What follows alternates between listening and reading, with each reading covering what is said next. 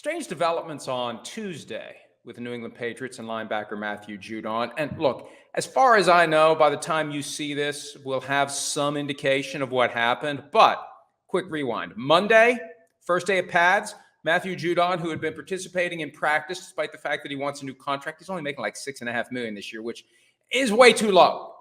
And how's he ever going to feed his family on $6.5 million? I don't want to hear that shit. Pardon me. Because for what he brings to the table, he's not getting enough. He needs a new deal. They haven't worked it out yet. So he participated in practices without pads. It's time to put the pads on. He's protecting himself. And based upon the video that we saw coming out of Patriots practice that day, it looked like Jerod Mayo, the head coach, wasn't thrilled with it. The conversation was borderline animated, borderline aggressive, borderline awkward.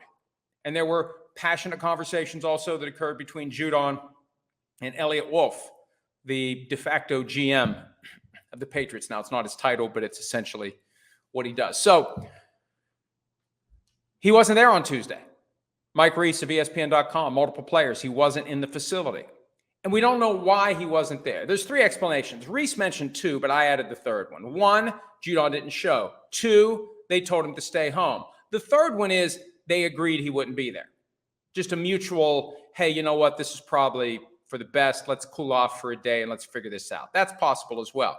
But this underscores the point I made yesterday. A hold-in only works if the team is okay with it. You don't just show up and say, hey, you know what? I'm not practicing until I get a new contract. Team's got to say it's okay. Because you say, I'm not practicing. Team says, well, wait a minute. You are practicing. Everybody's practicing. This is what we're doing. You're here. You showed up to work. You're working. And if the team wants to play hardball, you can find the player for conduct detrimental to the team. You could eventually suspend the player for conduct detrimental to the team. There's all sorts of tools in the bag that the team has under the CBA. And if Judon just didn't show up, that's when the team can consider the nuclear option. And this is why I always say for players, it's far better to never show up than to show up and leave. Because if you show up and leave, what the team can do under the CBA is send what's called a 5-day letter. They call it a 5-day letter because the letter says, if you don't come back within 5 days, we reserve the right to put you on the reserve left squad list. And if that happens, you are shut down for the entire year. You can't play for anyone and you don't get paid. Now, it hurts the team because they don't have the player, but man, it hurts the player a lot more because the player isn't playing for anyone. The player is done. It is over. No football for you in 2024, even though you're perfectly healthy and ready to go. So it's the ultimate boss move for a team. And again, there's a little mutually assured destruction involved because the team loses the player, but it reminds the player of who's boss. That's why you don't see many guys show up and then leave. Because once you leave, the team has the hammer to bring you back.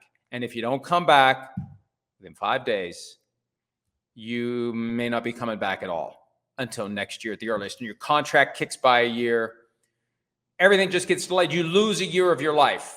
You're in no better position other than you are a year older. That's it. And you haven't played football. And the league will move on without you. Everybody realizes it moves on without you. Whether you retire, whether you're on the reserve left squad list, whether you're injured, football keeps rolling. The best example of it, Tom Brady, greatest player of all time, leaves. Football keeps going. And here comes another GOAT that everybody wants to talk about. And that's what makes, I'm digressing here, but there's a tie back to the Patriots. That's what makes Tom Brady's first year in the booth even more fascinating than it will be. Hi, it's Mike Florio. Thanks for watching PFT on YouTube. Hit subscribe for the latest news and analysis from Pro Football Talk.